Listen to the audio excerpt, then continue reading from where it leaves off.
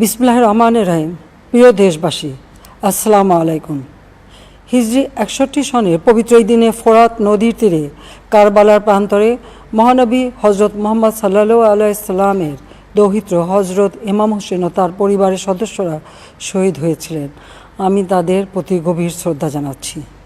1975 সালের 15ই আগস্ট বাংলার মাটিতেও জাতির পিতা বঙ্গবন্ধু শেখ মুজিবুর রহমানকে সপরিবারে হত্যা করে আরেক কারবালা বাংলার মাটিতে সৃষ্টি হয়েছিল। যারা শাহাদাত বরণ করেছেন, আমি তাদের প্রতি শ্রদ্ধা জানাচ্ছি। 1971 সালে মহান মুক্তিযুদ্ধের 23 লাখ শহীদ এবং 2 লাখ নির্যাতিতা মা বোনের প্রতি শ্রদ্ধা জানাই। প্রিয় দেশবাসী, আজকে অত্যন্ত বেদনা ভারাক্রান্ত মন নিয়ে আপনাদের সামনে উপস্থিত হয়েছি। লাখো শহীদের রক্তের বিনিময়ে অর্জিত স্বাধীন বাংলাদেশের জনগণের আর্থসামাজিক উন্নয়নের জন্য নিরলসভাবে পরিশ্রম করে যাচ্ছি।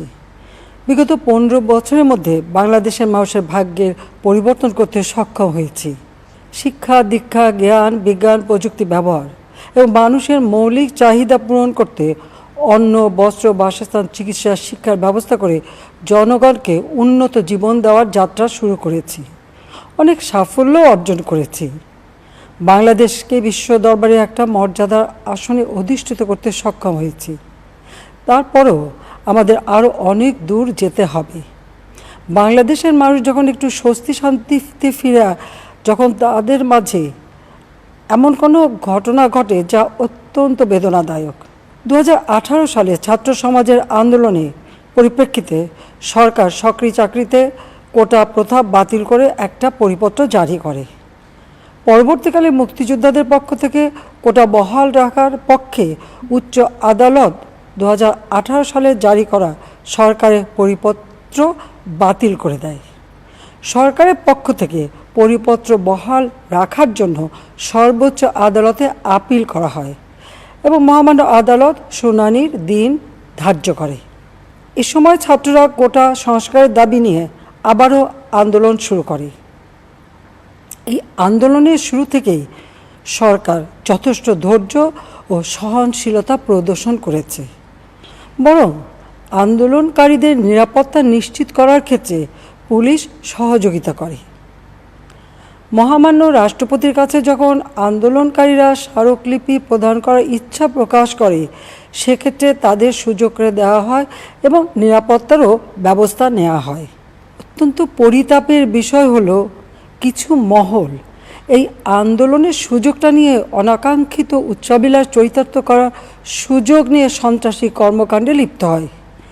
এর ফলে এই কোমলমতি শিক্ষার্থীদের আন্দোলনকে ঘিরে যে সকল ঘটনা ঘটেছে তা খুবই বেদনাদায়ক ও দুঃখজনক। অহেতুক কতগুলি মূল্যবান জীবন ঝরে গেল। আপনজন হারাবার বেদনা যে কত কষ্টের তা আমার থেকে আর কে বেশি জানে।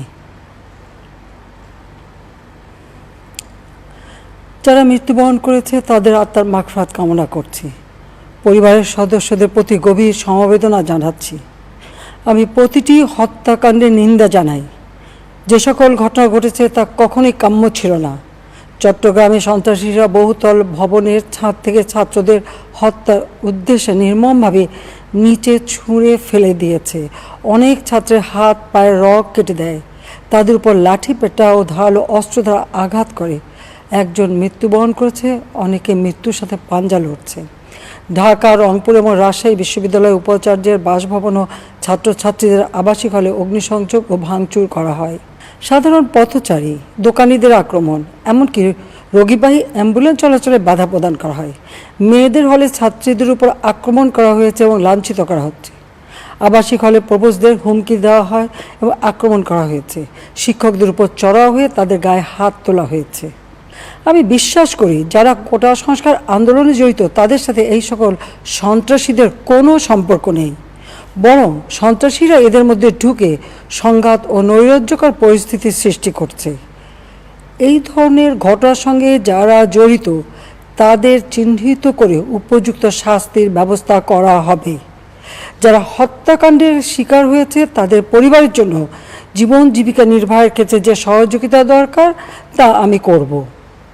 আমি দ্ব্যর্থহীনভাবে ঘোষণা করছি, যারা হত্যাকাণ্ড লুটপাট ও সন্ত্রাসী কর্মকাণ্ড চালিয়েছে, এরা যেই হোক না কেন তারা যেন উপযুক্ত শাস্তি পায় সে ব্যবস্থা নেওয়া হবে। আমি আরও ঘোষণা করছি, হত্যাকাণ্ড সহ যে সকল অনভিপ্রেত ঘটনা ঘটেছে সুষ্ঠু ও ন্যায় বিচারের সাথে সে সকল বিষয়ে বিচার বিভাগীয় তদন্ত করা হবে। কাদের উস্কানিতে সংঘর্ষের সূত্রপাত হলো, কারা কোন উদ্দেশ্যে দেশকে একটি অরাজক পরিস্থিতির দিকে ঠেলে দিল তা তদন্ত করে বের করা হবে। আমি আন্দোলনরত কোমলমতি ছাত্রছাত্রীদের নিরাপত্তা নিয়ে অত্যন্ত উদ্বিগ্ন। এই সন্ত্রাসীরা যে কোনো সময় সংঘাতের পরিবেশ তৈরি করে তাদের ক্ষতি সাধন করতে পারে। তাই শিক্ষার্থীদের পিতা মাতা, অভিভাবক এবং শিক্ষকদের প্রতি আমার আবেদন, তারা যেন তাদের সন্তানদের নিরাপত্তার বিষয়ে সজাগ থাকেন। একই সাথে সকল শিক্ষা প্রতিষ্ঠানের ছাত্রছাত্রীদের নিরাপত্তার বিষয়টি বিশেষভাবে নজর রাখেন। সরকার হাইকোর্টের রায়ের বিরুদ্ধে সর্বোচ্চ আদালতে আপিল করেছে। আপিল আদালতের শুনানির দিন ধার্য করা হয়েছে।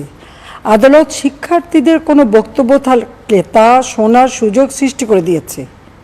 এই আইনি প্রক্রিয়ার মাধ্যমে সমস্যা সমাধানের সুযোগ রয়েছে। এই আইন প্রক্রিয়া সমাধানের সুযোগ থাকা সত্ত্বেও রাস্তায় আন্দোলনে নেমে দুষ্কৃতিকারীদের সংঘাতের সুযোগ করে দেবেন না। সর্বোচ্চ আদালতের রায় আসা পর্যন্ত ধৈর্য ধরে অপেক্ষা করার জন্য আমি সকলকে বিশেষভাবে অনুরোধ জানাচ্ছি।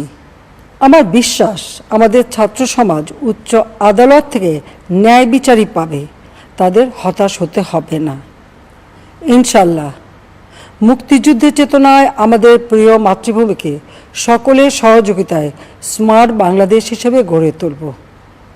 আমি আবারও এই অনাকাঙ্ক্ষিত ঘটনায় যারা নিহত হয়েছেন তাদের জন্য গভীর দুঃখ প্রকাশ করছি এবং পরিবারের সদস্যদের প্রতি আমার সমবেদনা জানাচ্ছি। খোদা হাফেজ। জয় বাংলা, জয় বঙ্গবন্ধু, বাংলাদেশ চিরজীবী হোক।